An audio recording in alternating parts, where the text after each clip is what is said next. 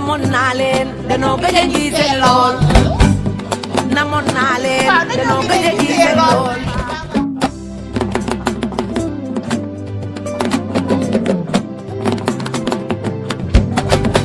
namoon naa leen danoo gëj a gisee lool namoon naa leen danoo gëj a gisee lool mbaam du ca dee doomi mbaam du ca dee ndawa kamu miin laay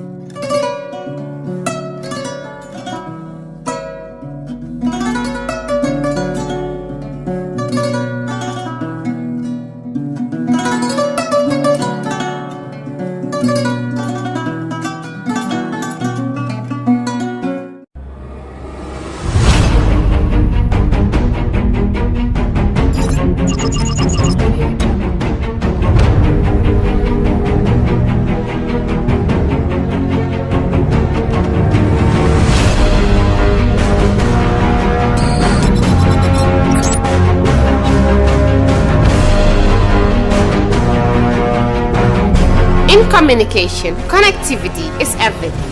We ensure that the links never sleep. Quantities and qualities, all in our data service, providing efficient, reliable voice and data service. We believe if you're not up to speed, then you're going backwards. Communications have to flow as fast as the speed of light. Whatever business you're in, having someone who understands your needs is critical. That is why we just don't offer you technology, we offer you solutions. Enjoy Gamcel's internet broadband anytime, anywhere. Your national operator, Gamcel, Yaibaram. Alright. Honey, did you remind him that the last time he sent the money, it was not enough to buy all the provisions? Oh, sorry, I forgot to tell him. Are you guys talking about money transfer to buy provisions? Yes. But don't you know about Baluwo? Baluwo? What is Baluwo? Baluwo is a service that your son can use to send provisions directly to you guys from the shop. And you don't have to worry about the exchange rate. Tell me how Baluwo works. It's very simple. Just log on to baluwo.com and shop, or download the app on your phone. You can shop on the website or using the app to buy online basic products for your family and friends. With Baluwo, you decide what your money is spent on. Your money, your choice. Buy online products for your family and friends in the Gambia, Senegal, Nigeria or Mali. Baluwo, better than sending money. Are you thinking of owning your dream homes? EJ Investment is here for you. Secure our quality bungalows with 2, 3 or 4 bedrooms, or our story buildings 3 or 4 to 5 bedrooms at very affordable prices with flexible payment plans at our Sanyang Seaview Estate, where you can enjoy the cool breeze with modern infrastructure such as tar roads, covered drainage system, modern electrification with street lights, gated entrance with security posts, and social amenities such as gas station, shopping mall, medical clinic, park, schools, children daycare, and a lot more. Our dedicated team of professionals will keep the estate clean at all times, provide security and patrol team within the estate premises, install latest technologies such as CCTV, Wi-Fi, home network installation, solar panel, and power backup system. Also, check out for our additional home facilities and interior design service such as premium tiling, wall plaster, home landscape, fingerprint home lock, and a lot more. Visit our office at Senegambia Kololi Highway and get a free site visit tour, or contact us on 4464-838. WhatsApp us on 3259220. Or you can visit our Facebook page or Instagram on EJ Investments. EJ Investments, we are first in properties. EJ Investments.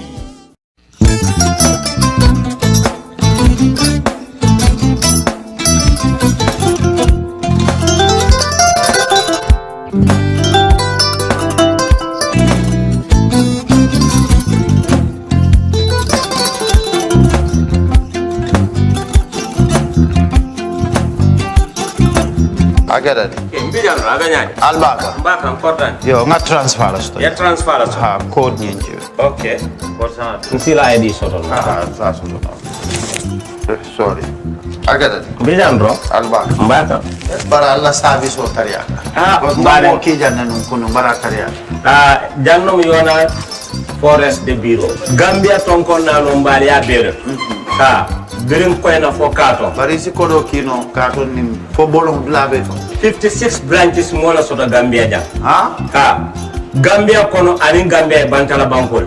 Nko kono kiya bere to.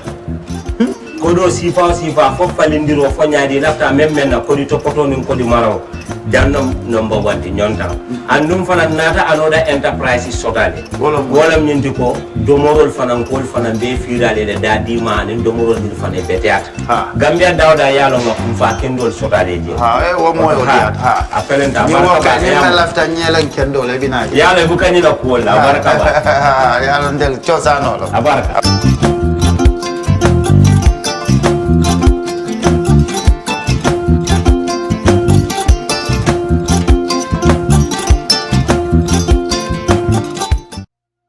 We live in a day and age where technology is creating a world without borders, filled with unlimited potential to improve the lives of the people around us. Innovarex Global Health ushers in a new way of leveling the playing field with increased access to quality healthcare services delivered at your doorstep. Our qualified professionals are equipped with state-of-the-art point-of-care testing technology to conduct tests such as kidney function, liver function, electrolyte tests, body composition, hemoglobin, A1C, and many more services with the highest efficiency in delivering results. The addition to our flagship Wellness on Wheels, more fondly known as WOW Delivery Service, brings the entire clinical experience full circle. IGH has remained committed to creating the future of healthcare delivery. Gone are the days of sending loved ones outside the country for basic medical services. Innovarex Global Health offers a new peace of mind and takes pride in delivering the quality of care we all deserve.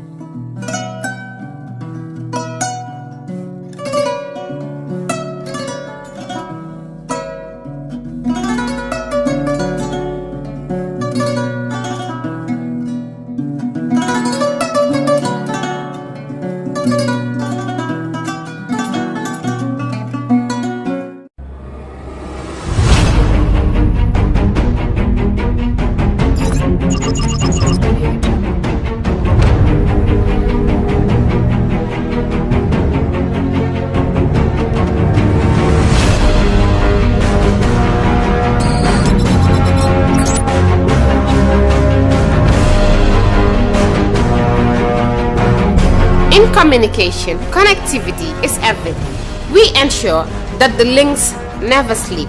Quantities and qualities, all in our data service, providing efficient, reliable voice and data service. We believe if you're not up to speed, then you're going backwards. Communications have to flow as fast as the speed of light. Whatever business you're in, having someone who understands your needs is critical. That is why we just don't offer you technology, we offer you solutions. Enjoy Gamcel's internet broadband anytime, anywhere. Your national operator, Gamcel, Yaibaram.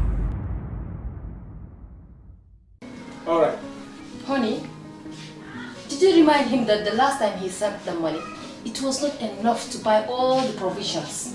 Oh, sorry, I forgot to tell him. Are you guys talking about money transfer to buy provisions? Yes. But don't you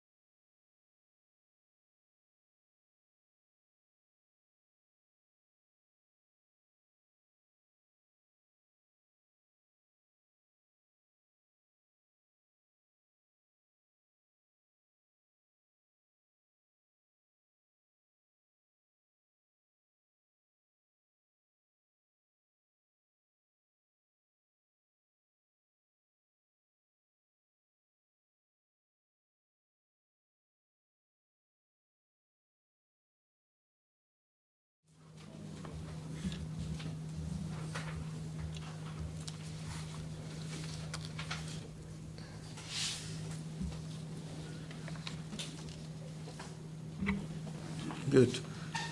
So, but that was not the end of your process with the Jammeh government. In 2012, there was the tax commission. Atum 2012 nañu taxawal commission ci wàlli naama yi.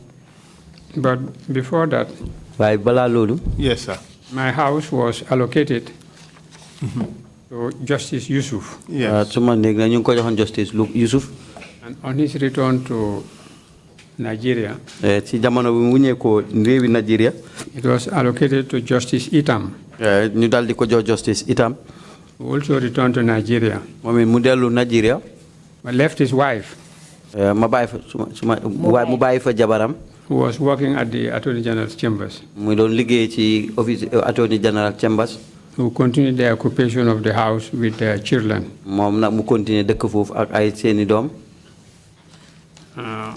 When the house was finally returned to me more than a month later, we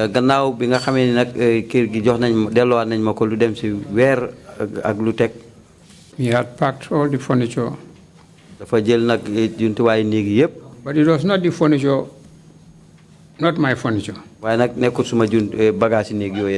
My furniture, JCD later told me, he saw some soldiers coming there and loading them away. It was the Nigerian High Commission that furnished the house for their judges. Nigerian High Commission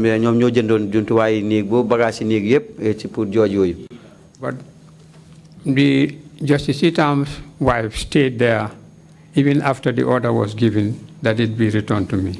Justice Itam na soxnam nak mujjé na fa dess de nam sax joxe won nañ digal ne nañ ma delo kër gi. When she finally left, gannaaw bu mu faré dem, the electricity bills, courant bi bili courant bi fa deson, water and electricity, ndox ak courant was more than $30,000. Weesu na fanweri junne dalasi. And I were insisting that I would either pay it or they would restore. They disconnected the services. Nawek nak di buntu liggéey kay bi saytu wàlli courant ak ndox si réew mi ñu ne foog si rek ma fay nag bori courant boobu wala daal ñu dog ko. They disconnected the water meter. ñu dal di dog ndox mi. And disconnected the electric services from the pole. ñu dal di dog nag courant bi ca pole ba. It was the Judicial Secretary Jay Sow. Judicial Secretary Jay Sow, who insisted moom moo dingaton that these bills should be paid by government. Ne nguur gi ñoo waroon a fay nag naam bori courant boobu. And that was how it was eventually settled.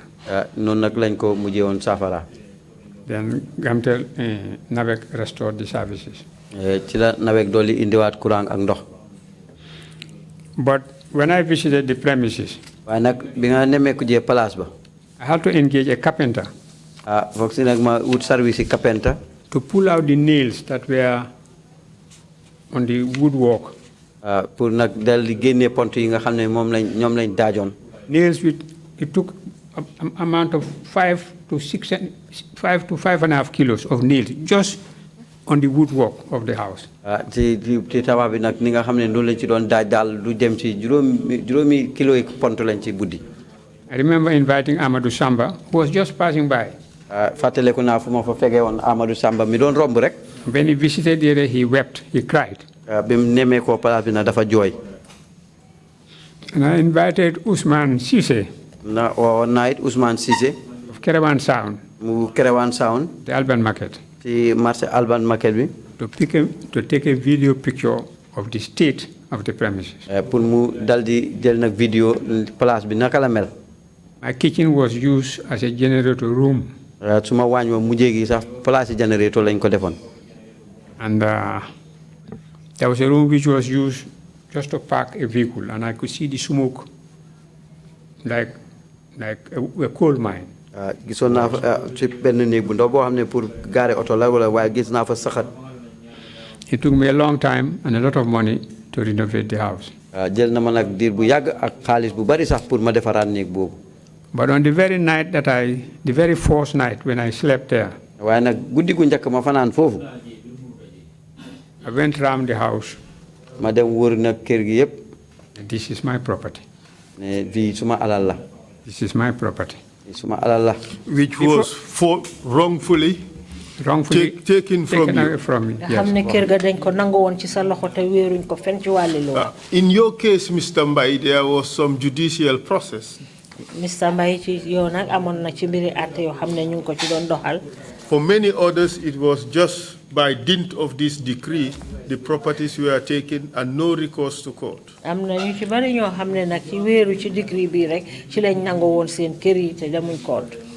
up to today, they have not recovered their properties.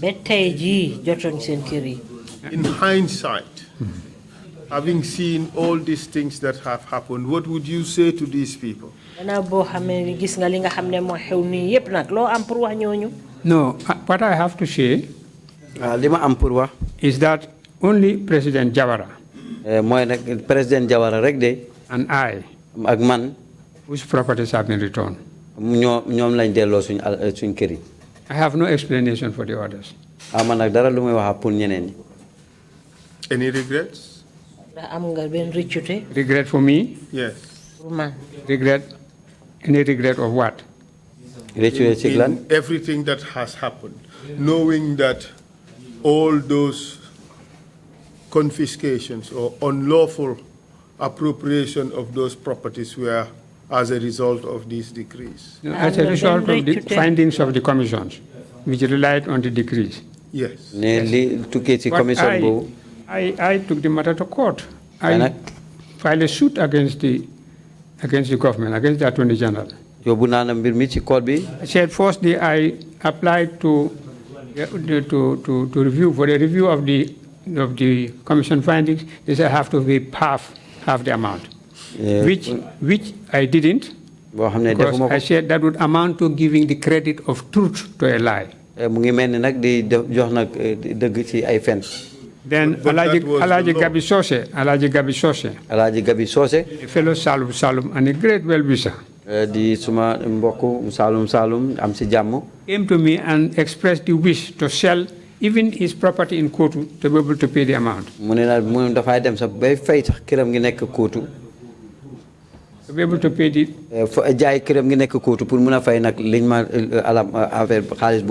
And I politely declined with gratitude. And that would amount to giving the credit of truth to a lie. If I had paid it, it would have meant that I accepted, which I didn't, because it was not true, it was not lawful. And I filed, when I took the matter to court, Justice Adio's conclusion was that his jurisdiction, the jurisdiction of the court, has been ousted by the decrees.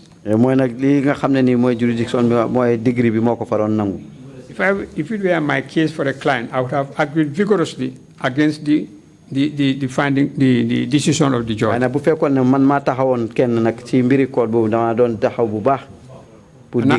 would have relied on Lord Denning's judgments in that regard. But I couldn't be my own lawyer, a lawyer in my own cause. Any lawyer is a fool who takes himself for a client. Any lawyer is a fool. Lawyer and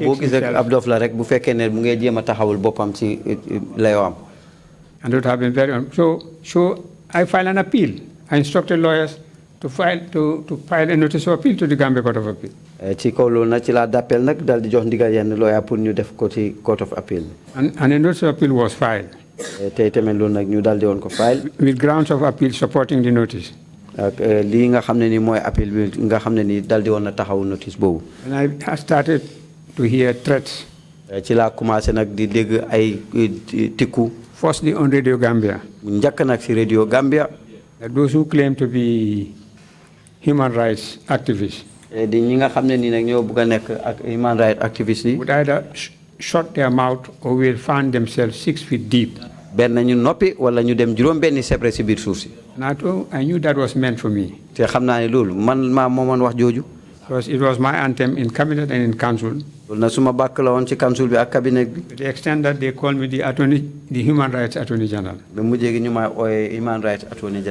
And I thought it better to rely on God I remember taking a case in Birkama for Swedish couples, a Swedish couple. They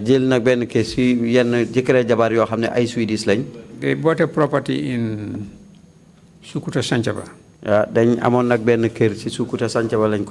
And left with a young man to take care of it for them. By the time of their return the following year, this young man had purportedly sold the property and left on the back way. They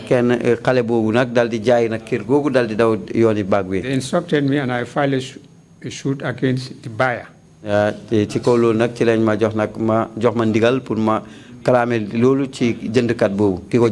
case was in Birkama, the High Court.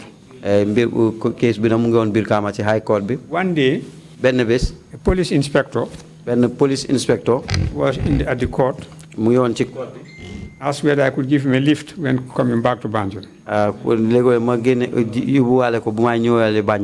On the way, he told me that he couldn't understand me. He told me in Wolof. Mr. Mbai. Mr. Mbai. Said you are an expert in the lawyers. Attorney General. You've been an Attorney General here. Jawara's government. Attorney General. And an Attorney General. Yaya Jammeh's regime. And there is no lawyer who has that right here. Pipeline. You have a house in Pipeline. Pipeline So Pipeline is the best site here for Pipeline. Anybody who didn't have a house in Pipeline, you will never have it again. And they said that your house is very nice.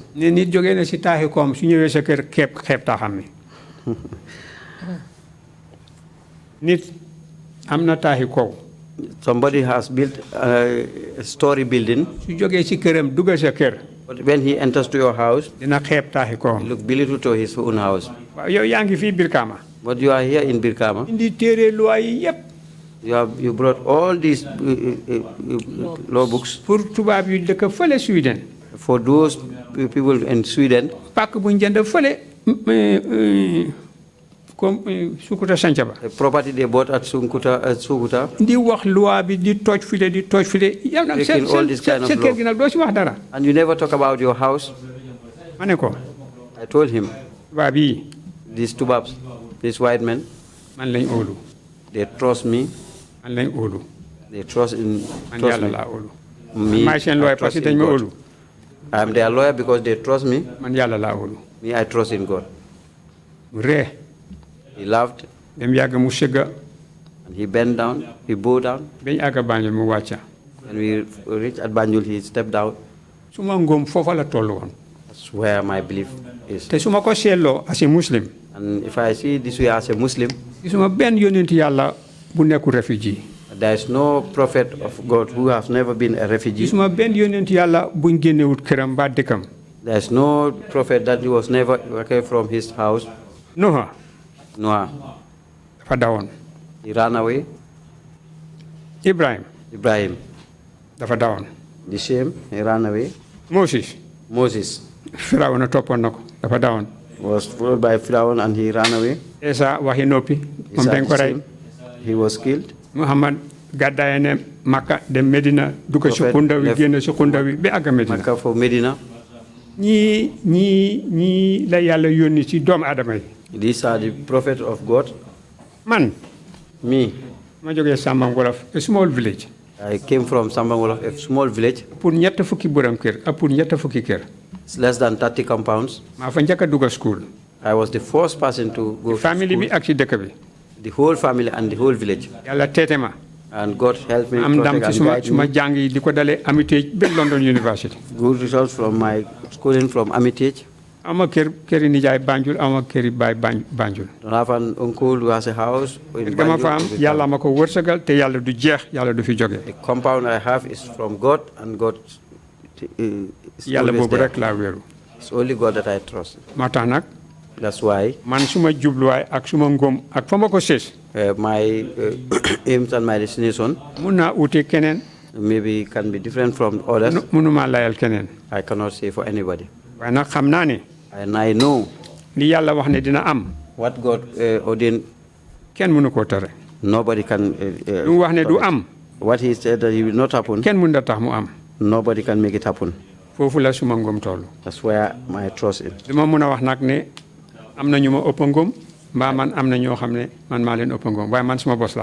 I cannot say that some have stronger belief than me or I have stronger belief than them. I cannot speak for others. This is why muli motax munuma wax pour ñeneen. Your mic, lead counsel. Okay. The point I was trying to make, Mr. Mbai, is that all these things happened because they were enabled or permitted by the decrees. Do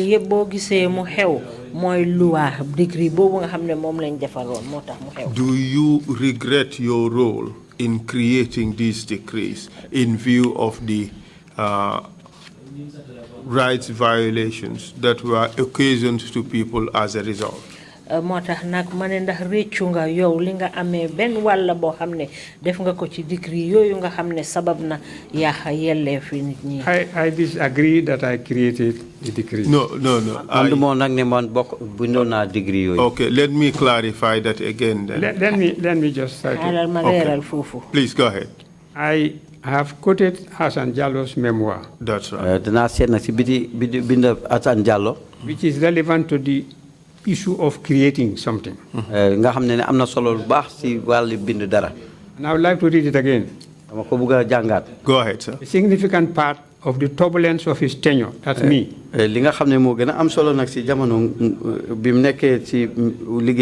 was associated with the establishment and operation of the Commission for the Evaluation of Assets and Properties and the Prevention of Corrupt Practices. And this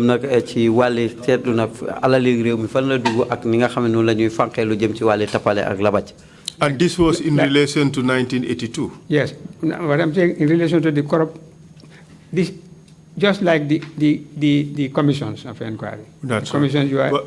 Let me finish.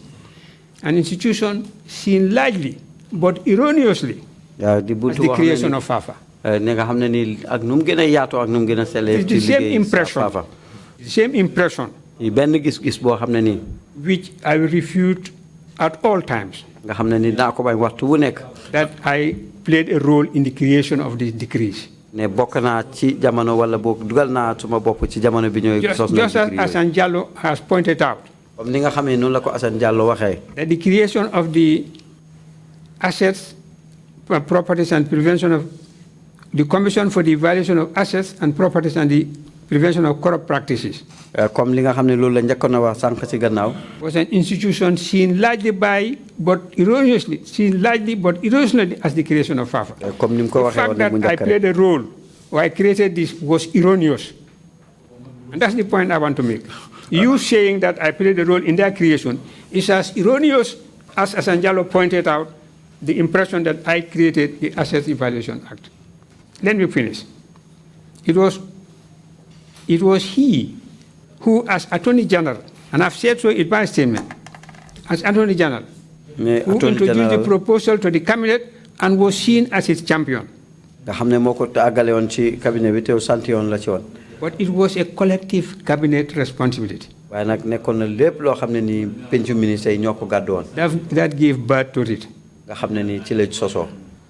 See, with all due respect, Mr. Yeah, no, if you want to put it to me or to put it as a fact that I played a role in the creation of the commissions and the enactment of the decrees, these decrees were enacted by the military council. And I played the role of an advisor, a chief legal advisor, and I've said in my statement that I advised them strongly against some of these things. Now, I'll never accept the suggestion that I create a role in these decrees, or I created a role in these commissions, and that I was responsible for the misery or the seizure of property of the person you have mentioned. There were other people involved, but you chose to mention the people of Banjul because that's an audience. No, Mr. Mbai. Yes. Mr. Mbai. Yes, I see the track. I've made my point about the decrees. Mr. Mbai, allow me.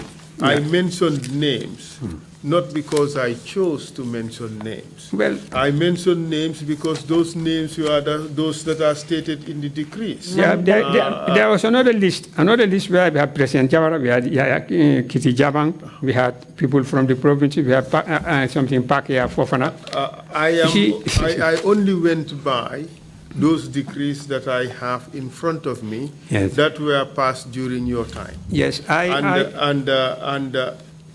in none of those were those people you mentioned by name. Oh yes. Oh yes. Yes. Oh yes. And oh yes, there are. Okay, take them out. Yeah. I would be happy to mention them equally. Not to mention, but the omission is eloquent. The omission is deafening. The omission of some names is deafening.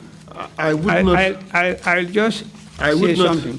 I would not have any special reason to omit them. If I had seen them in my compendium, I would have mentioned them. Yeah, I seen them in the decrees. There was a time when I saw a beautiful quote. It said, in times of crisis, I have not heard the voices of my enemies. I've only heard the deafening silence of my friends.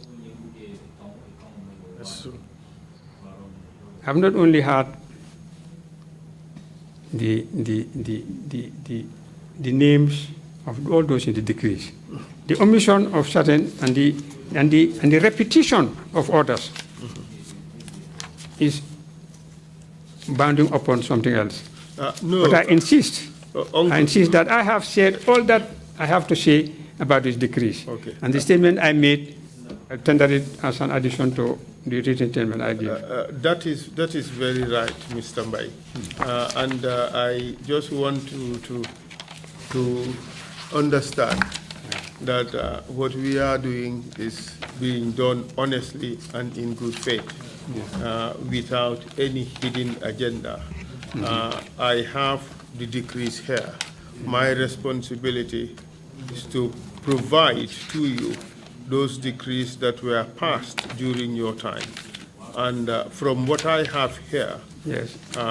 I'm glad that they were passed during my time. Yes. Yes, that's the word. Yes. Passed during my time. And those are the ones I showed you. Yeah, but there may be other decrees. No, I see. The point is, the word passed during my time is the appropriate, not created by me, where I played a role in their creation, or were enacted because of me, or I led to the establishment of this commission. But Mr. Mbai, could you really say that you played no role at all in the creation and passage of these decrees? Would that be your testimony? Or would you accept that collectively all of you had responsibility in the creation of these decrees by virtue of the responsibilities that you held at the time?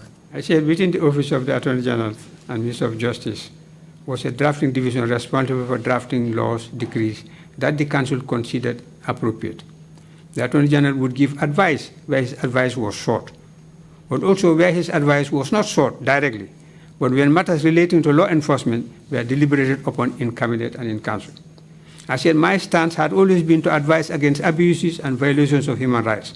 But the Attorney General, as the Chief Government Legal Advisor, takes full responsibility for the decrees or laws introduced while he is in office, even if, as in my case, I have strongly advised against all the decrees that I was aware of and considered would be in violation of fundamental human rights. Okay. I think I have made my point clear. That's right. And but my advice was not always taken, because the conviction of the AFPRC, especially in relation to accountability, was so strongly held at the time that nothing could have stopped them but divine intervention.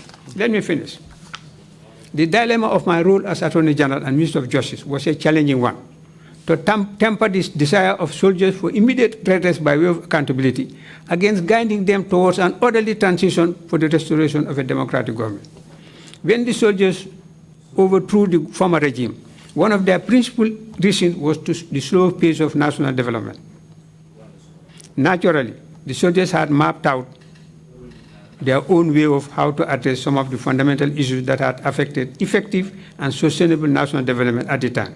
The decrees can perhaps be examined in the context of the trying challenges the nation had encountered and or suffered before the change of government. The soldiers and the people at large wanted accountability of state resources. Accountability is an element of respect for human rights of the wider society. The question was how to reconcile the process of accountability with due process. Then I said at the end, the soldiers believe against better advice. The soldiers believe against better advice that decrees were the most effective way of helping them achieve their objectives. They were hell-bent on running over anyone who stood in their way, and they did, Koro Sise, and many others, including my very self and the sufferings I had to go through. The tragedy is that the initial intention they held changed once they tasted power, and they became insatiable, and the objective changed for the worst. I cannot put it better.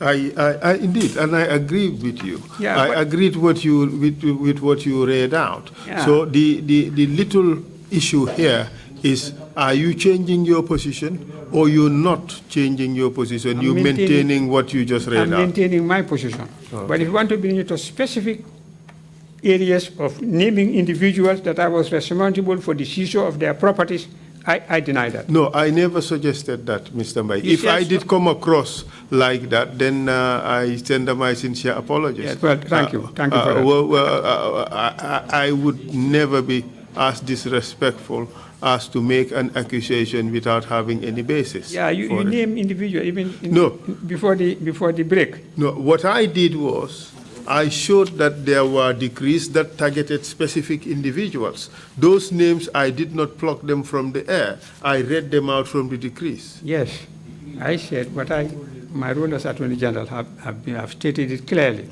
Now, bringing specific individual names and painting a picture that I was the demon for their misery, that's the line I am... No, far from it. In fact, Mr. Mbai, maybe there's a misunderstanding. What I was trying to do is to show that the legislative approach of deliberately targeting specific individuals was wrong. And I think you did agree with me that when you state categories of persons, that is fine. But when you go to name particular individuals, that is targeting, and that is wrong. Yeah, objectively I agree. As a lawyer, as a human being. That's right. As a Muslim. That's right. That was the point I was making. But the approach of painting those things to me, that's the point, because I've already made my statement and I made it quite clear. But, okay, can we agree something, that there was collective responsibility? Collective responsibility for the creation of the decrees and for the effect it had on the rights of the people. I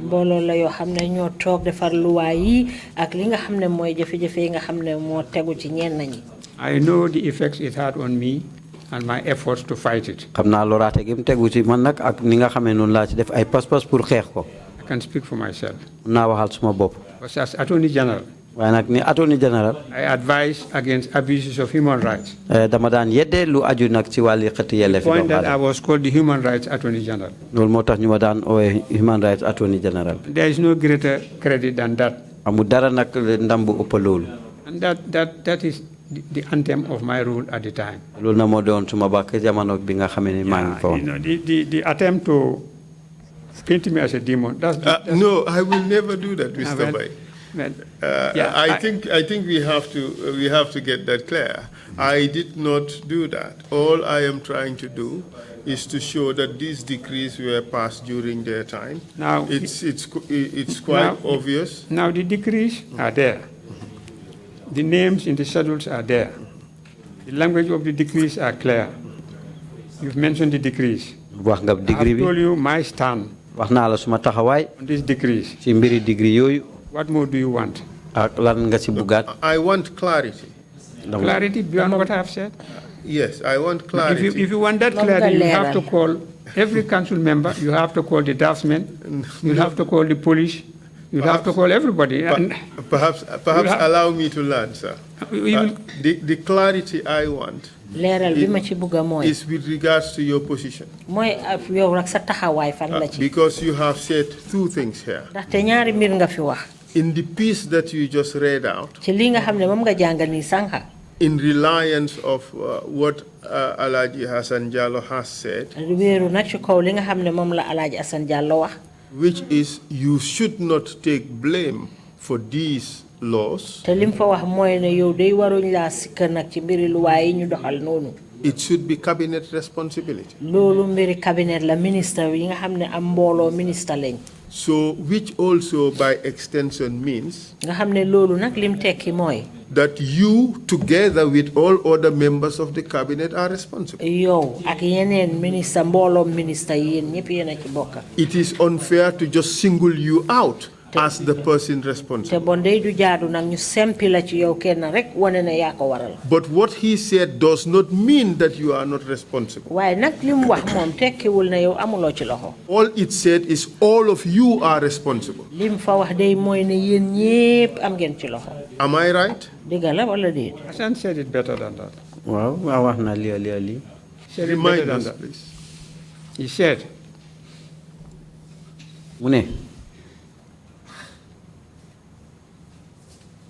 a significant part of the turbulence of his tenure, that was my tenure as Attorney General, was associated with the establishment and operation of the Commission for the Evaluation of Assets and Properties and the Prevention of Corrupt Practices. I had said earlier, although it was my conclusion, that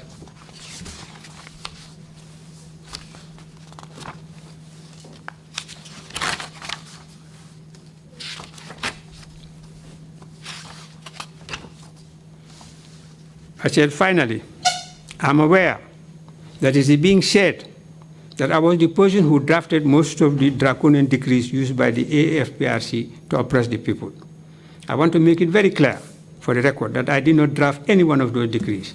And where issues relating to the decrees arose, I always made it a point to advise against abuses and violations of human rights.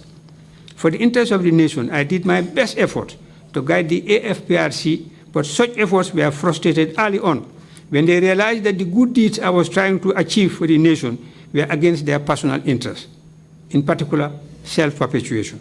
I accept, even at the beginning, that they genuinely did hold good intention for the nation. This did not last long, and as such, I also did not last long with them. This is my position.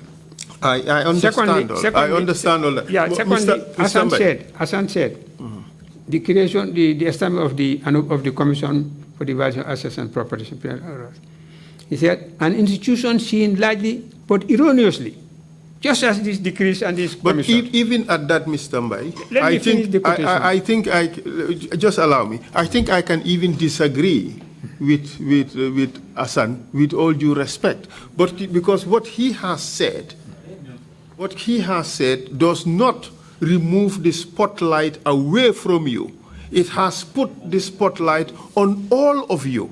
The essence of what he said is that it would be unfair to blame you single-handedly. The fair thing is to blame cabinet. It's cabinet responsibility. And you are part of that cabinet, so therefore it would mean that all of you members of the cabinet should be responsible. No, Hassan said it better than that. He said an institution seen largely but erroneously as the creation of Fafa.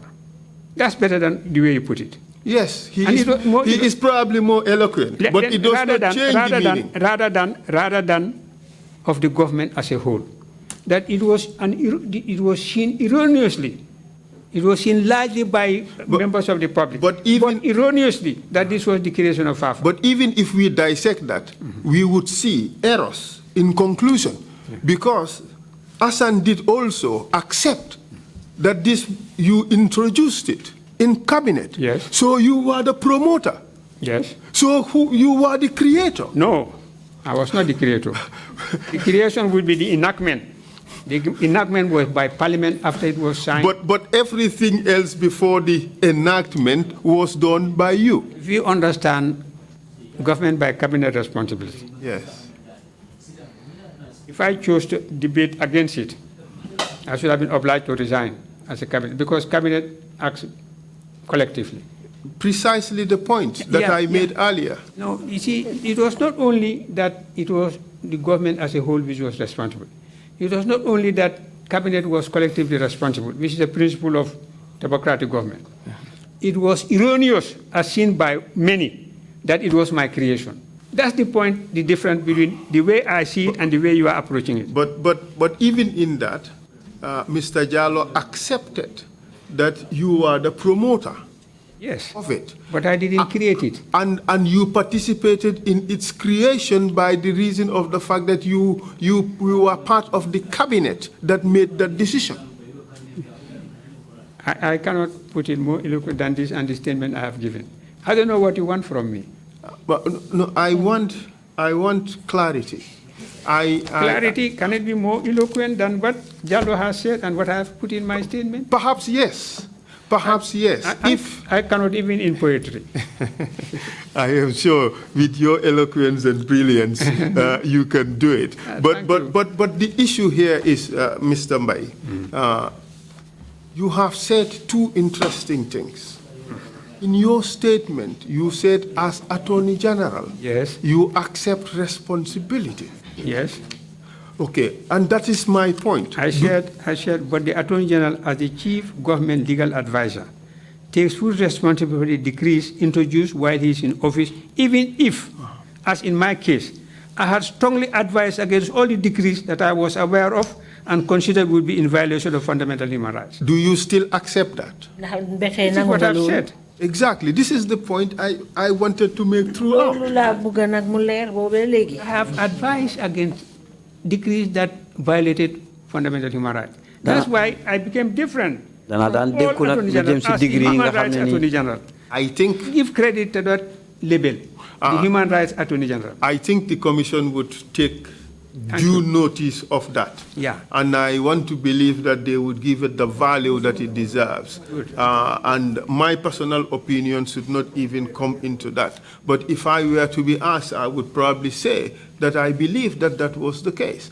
But that is neither here nor there. The important thing here is that in your statement, you have indicated that as Attorney General, you cannot escape responsibility. I don't say I cannot escape responsibility. You did not say that. No, I said as the Chief Government Legal Advisor, I take full responsibility. You take full responsibility? Yes, yes, I take full responsibility. And I think that is what is enough for us. But as even in my case, I had strongly advised against all the decrees that I was aware of and considered to be in violation of fundamental human rights. But now, Mr. Mbai, that is me. I agree with that. Don't put me in the basket as if I was with them all the time. That's why my relationship didn't last. But Mr. Mbai... And speaking for my successor, the casualty rate of Attorney Generals. Yes. How many of them lost their jobs? Quite a number. Okay, so that tells more about them than Attorney Generals. Yes, indeed. But the thing is, 25 decrees were passed during your time. 25 They started at decree number 5 with your appointment. You were appointed on the 8th of August. And decree number 5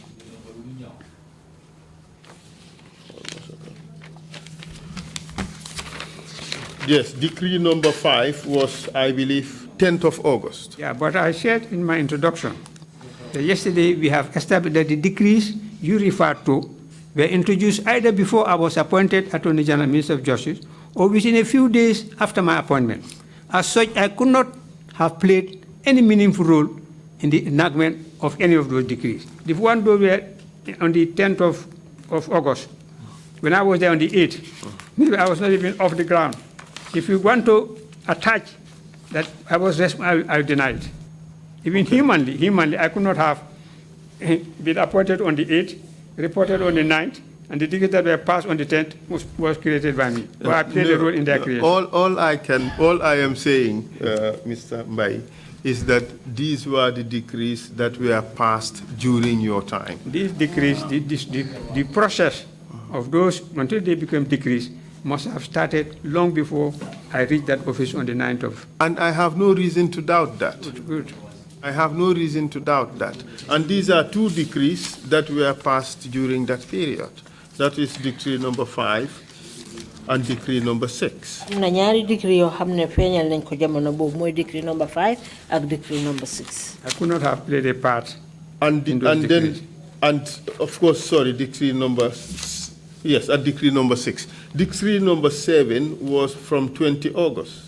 Decree number 7 mom August la commence. So if you count all these decrees all the way to decree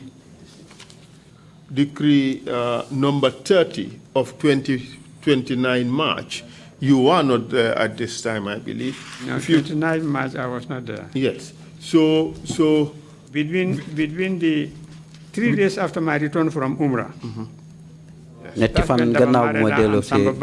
Yes. Together, one or the other started coming to my house, arresting me. And so we counted.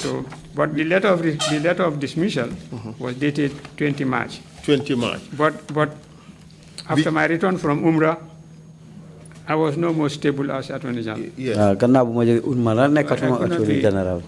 So from decree 5, decree 29 were passed during your time. No, decree 5 and 6, I said. You said date 10th August. Yes. 5 and 6. When I reported for you on the 9th of August, I could not have played any role in the enactment of those decrees. Humanly, I could not have humanly. I believe that. Okay, so don't keep naming them as enacted during my time as Attorney General. Yes, during my time as Attorney General, but practically, impossible for me to have played any role in their enactment. Okay, then would you say that you played a role in the enactment of from decree number 7 to decree 29? The decrees were enacted by the council. Decree number 7 by 29. The decrees were enacted by the council. And my role as Attorney General, as Chief Legal Advisor, was to advise. And I did advise. I have said that I advise against any decree which violated human rights. Let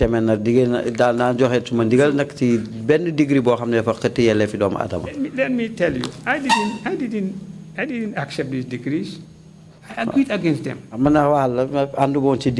why I didn't last long with them. That's why I was called the Human Rights Attorney General. That's why members of the council, including Jammeh, call me Uncle Human Rights. That tells a story of my role at the time. I think, Mr. I wouldn't Mbai, accept anything. All that is noted. Yeah, but if you want to pin them, you played a role, you did this, you did that. When you have had me and the anthem that was around me, that I was fighting for human rights, and that was from the memorandum of understanding I signed with them. We showed my principles and why I accept to serve. That is enough for you to know my role as Attorney General at the time. But even if we dissect that, it looks like all those lofty ideals that are contained in the memorandum were more honored in their breach than in their observance. No, I disagree. Well, let's take a look at it. Let's take a look at it. You see, I think we are developing an approach which will not lead you far. Trying to throw these decrees on me for whatever agenda will not go very far. Mr. Mbai, it is. I feel sad that you are thinking that I have an agenda. I have been very respectful and very polite to you, and I have given you all the deference that I needed to give. And I have given you every opportunity to explain everything. So, let me finish, Mr. Mbai. As a very senior member of the bar, I cannot do anything beyond show you the greatest respect that anybody could be given. And I believe that my conduct here would vindicate me. I have done that to the highest level. I have a job to do. Yes. And my job is to bring out issues and give you the opportunity to respond to them. Some questions may be inconvenient, but they are by no means designed to either embarrass or to portray you in a particular light. That is not my purpose. My purpose is to bring out the issues and to give you an opportunity to respond to them. Inconvenient as they may be, it should not be seen as me having hidden agenda or nefarious plans. Far from it. I would never behave like that with regards to not just you, who I hold in very high regard, but to anybody else. Yes. I would never do that. I'm not surprised. I'm not surprised that you have the highest regard for me. I'm not surprised. And I'm not surprised that you're pursuing your line the way you see it. I'm not surprised. That's what you're expected to do. But I think I have, to the best of my ability, adequately explained my role as Attorney General in relation to these decrees and all other matters. I think I have. I think I have told you that as the government chief legal advisor, as Attorney General, I take full responsibility, then we finish, take full responsibility for the decrees that were enacted during the time that I was Attorney General. But I said, even if I accept it, and even if I accept this, I said I advise against violations of human rights. I think that would be the end of the matter. I equally thought so, Mr. Mbai, that would be the end of the matter if you accept full responsibility for the decrease as Attorney General. But what I have seen is a derogation from that categoric statement. It appears as if you are also saying that you don't take responsibility. And that's why I was pursuing this argument. No, I said it loud and clear, and I said it again and again and again. I said, but the Attorney General, as the Chief Government Legal Advisor, takes full responsibility for the decrees / laws introduced while he is in office, even if, as in my case, I have strongly advised against all the decrees that I was aware of and considered would be in violation of fundamental human rights. Now, it's not enough to say that I accept responsibility. No, Mr. The rider is, even if, when I was aware of it, I advised against violations of fundamental rights. That's the bit that I want you to bring in, not only limited to, as Attorney General, to take full responsibility. That's not enough. But as Attorney General, I also advise against decrees that were against fundamental human rights. I would accept. Okay. I would accept that. Then we've come to some conclusion. Exactly, precisely. And this is the conclusion I wanted to be crystal clear in the record. Well, it cannot be clearer than this. But if you want to go back to the decrees since yesterday and to begin to name names and to say whose properties were seized and so forth, you are bringing specifics which that was not my role. That's inconvenient. Not inconvenient. No, not inconvenient, because I can answer your questions. Okay. All right. I think I should leave it at that, considering that we now have clarity on the record. Yes. And I would like to add this statement, which I read out, to my statement. It's already in the record, but we can annex it to your statement. Good. Thank you very much. That's right. Thank you very much. Now let's go back to the tax commission. Yeah, or a paragraph before that. You can take it if you so wish. Yeah. After the removal of Tijan Haidara, as Attorney General and Minister of Justice, Mr. Amadou Samba called me on the telephone from London. Mr. Amadou Samba called me on the telephone from London.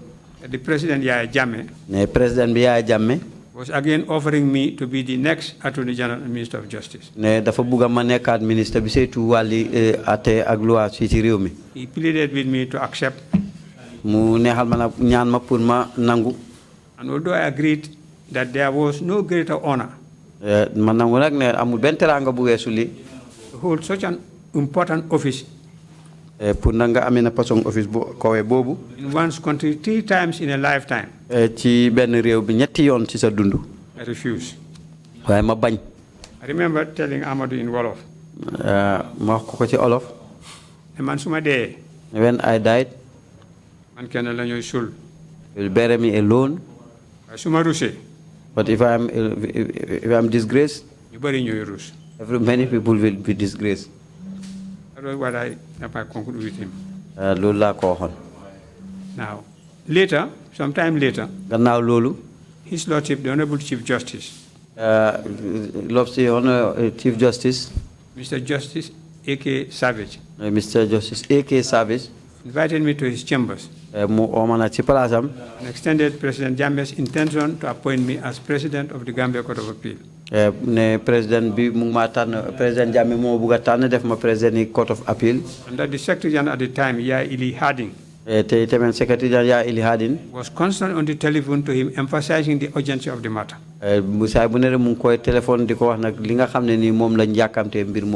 I went to the Chief Justice's chambers. Madam Chief Justice chamber. Met him with one of my sons who had just been called to the bar. And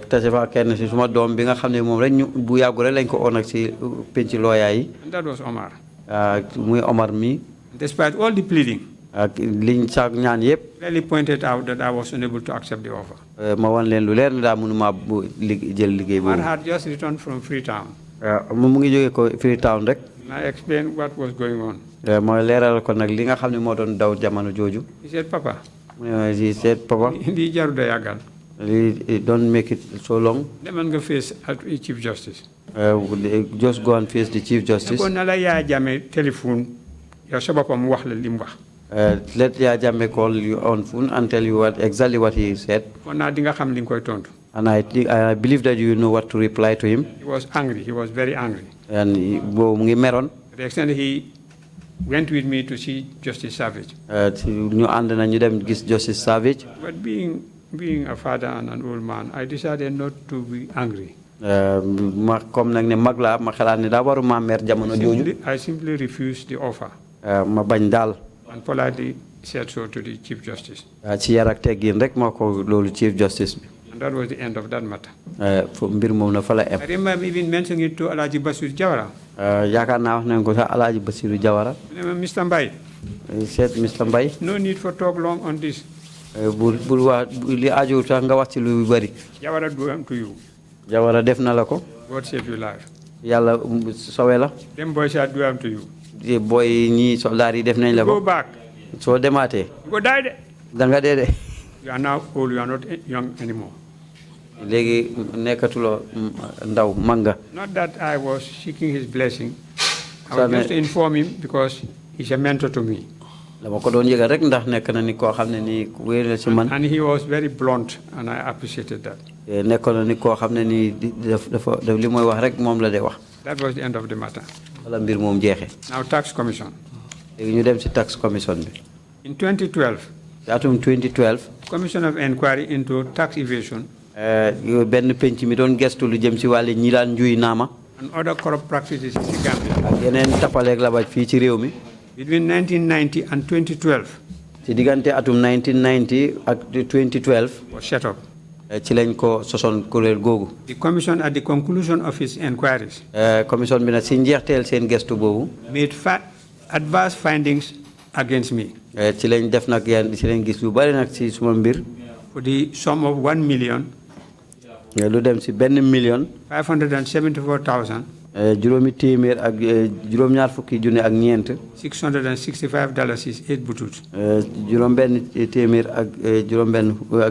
butut. Just about the same figure, which was the conclusion of the Algali Commission. I instituted an appeal against the said findings in the Gambia Court of Appeal on 5 July 2012. On 17 May 2016, the Attorney General Minister of Justice considered the appeal. Considered the appeal. That the conclusions and findings against me by the Tax Commission ought not to have been paid. If the proceedings continue and I won the case, that would have been great success for me. But what happened was even more eloquent a success than that. In this case, I filed a suit against the Attorney General.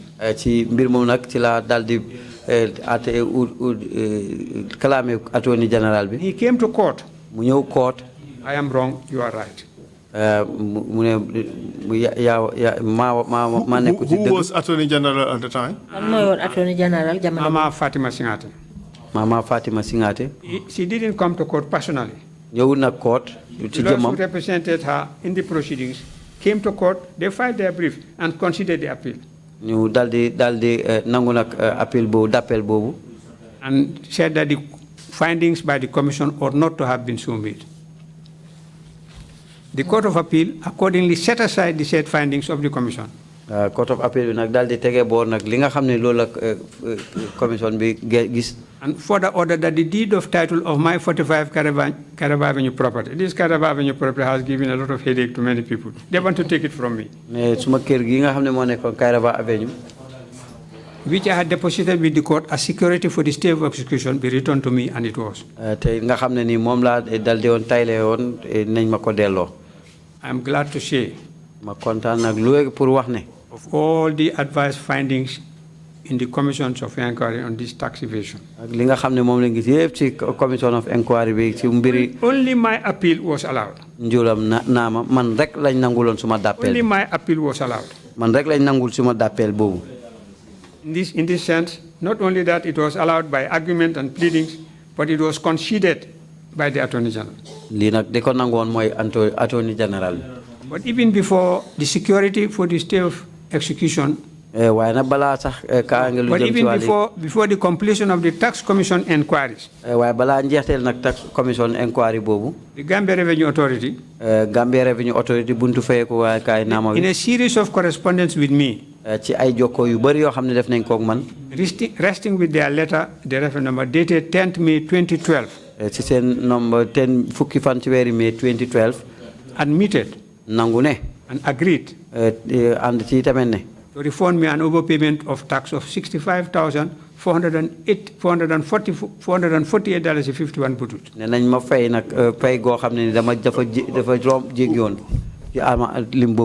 I have the letter from the Gambia Revenue Authority. We accept that. We accept your statement on that issue. Okay. But I have this question. Were you satisfied with that outcome?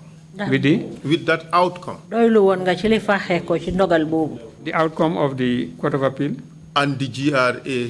You see, even before the commission finished their inquiries, correspondence between the GRA and I concluded with their own letter. My tax overpayment was $65,000 plus. Even while the tax inquiry was on.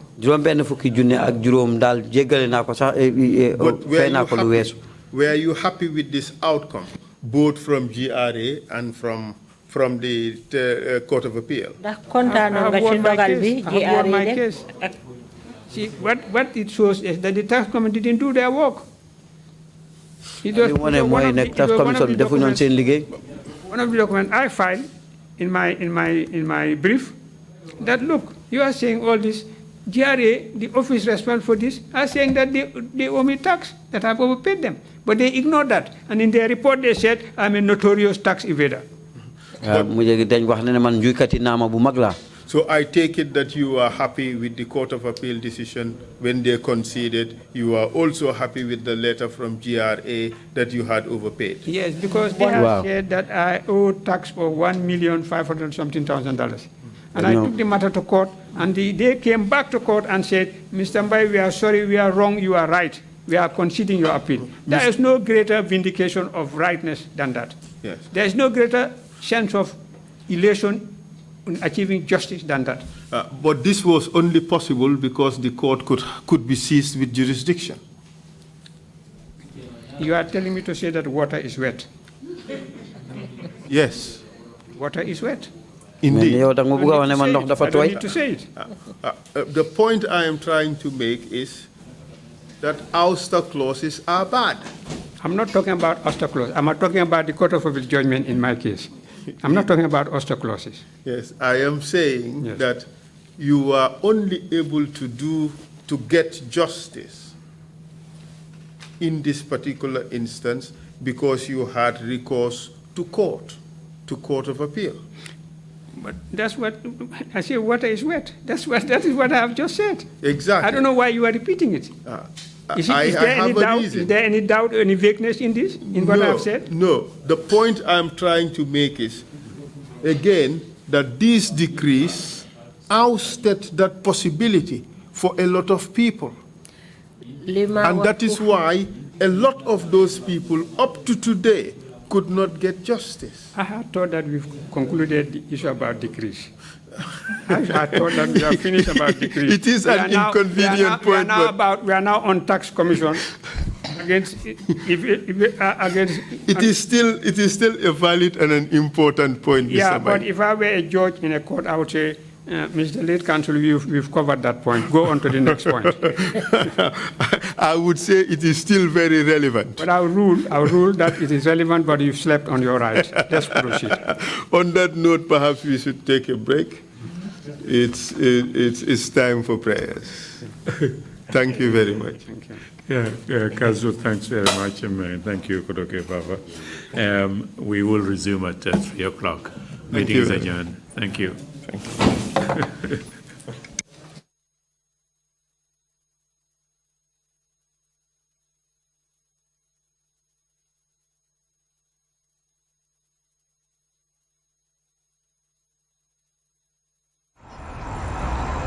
When we touch down, better broke down.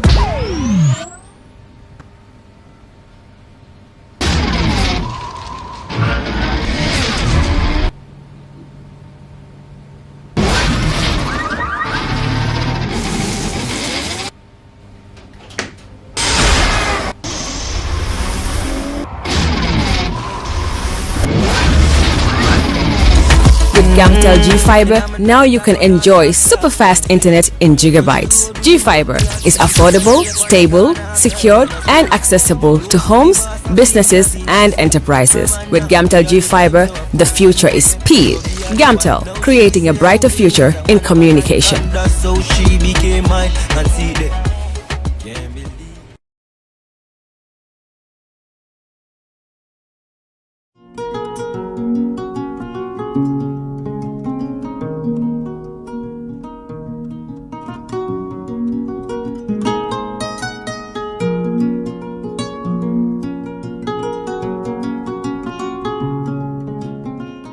For all your pastry, bakery, and quality food, CK Restaurant is the only place to be.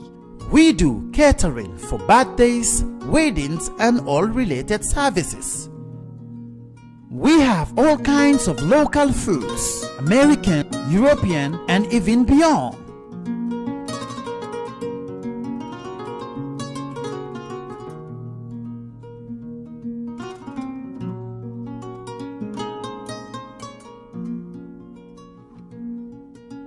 Come and have a taste of our local juice, ebe, and other services.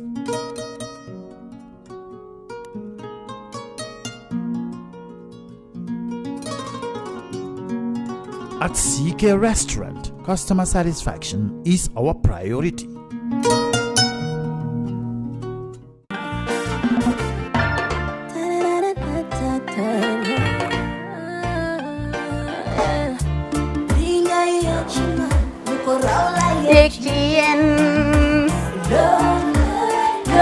Love like fire. Wow.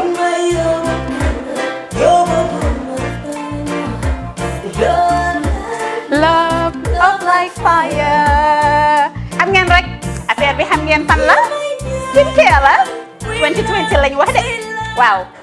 Fii nag mooy Kerr fan Kerr zero tache. Perfect skin. Skincare saa su ne rek niñ ko dee defee rek. Loo lañ soxlaati rek. Maanaam bu ngeen am problème ci seen skin ngeen xam ngeen fan la. Fii ngeen di ñëw. Suma xarit yeeg am di jàmm yi nga xam ne taas daf lañ sonaloon xam nga doon xeesal ba laka xum éneew ma lañ ko nag waaye just in case comme ni ko gars yi di waxee rek en cas just in case loolu xew xam ngeen fi ngeen di ñëw skincare plus si yu baax rek la ñoo dox nag ay baax rek fu ne la ñoo dem ci réew mi di lañ indi rek nag products yu baax du Paris du Italy du USA du fi mu nekk nii sax boole nañ ci nag Sweden fu nekk lañ leen a indilee products bu dee tamit nag da nga ñuul rek ñu lay jamaa natural beauty that melanin dripping we do have stuff for you as well emuñ si skincare products rek ñu ngi ci cuub yi tamit fu ne la ñoo jaar in fact sax last commercial bi ñu defoon waxuñ leen woon ne dañoo dox ci ay kawar 9A grade rek nag waaw we do have bundles as well hair si lu ne la ñoo dox ñun ñu ngi ci rafetal jigéen rek luy taaral jigéen rek waaw boo leen di tukki tamit bëggoon rek classic suitcase ñu dañoo dox ci ay Samsonite duñ dee indi any brand of suitcases though other than Samsonite comme li ma dee wax rek boo eggee airport dëri Samsonite dafa am nuñ laa xoolee waaw ngeen ne lan nag waaw skin ci moom la ñu gën a xamee nag skin care products ci moom la ñu gën a xamee ñu ngi dox tamit bentey tamit si ay dàlla man waaye man nag skin care mooy suma specialty xam nga rek jigéen bu sa xar kanam réglé loo def mu jag am nañ Patricia Reiner Kiwi Eye the whole range Lighten Up Gold Tomatine I mean the list can just go on and on and on and on lépp loo xam ne rek luy taaral jigéen la ci yooyu rek la ñoo dox skin care plus nag emuñ si Gambia rek ñu nga United States ñu ngi Gambia fii ba pare bu dee yaa ngi anywhere in Europe mun nañ la ko mail within 3 days rek ñetti fan rek nga jot say diw emuñ si loolu rek dañ laa consult tamit balaa ñu laa jaay diw dinañ def a free consultation pour wax la rek exactly li nga xam ne moo méngoo ak sa kanam dinañ leen wax tamit ne rek am nañ perfumes you know fragrances men's shirts accessories we do dresses as well we do blouses I mean we do shoes name it we do them Skincare Plus 2020 is our year of perfection zero task fi mu nekk nii réew mi fii kenn waratu fi task kenn waratu fi am problème kanam kenn waratu fi am problème picture boo ko amee dafa fekk ne rek ñëwuloo ci place bi fii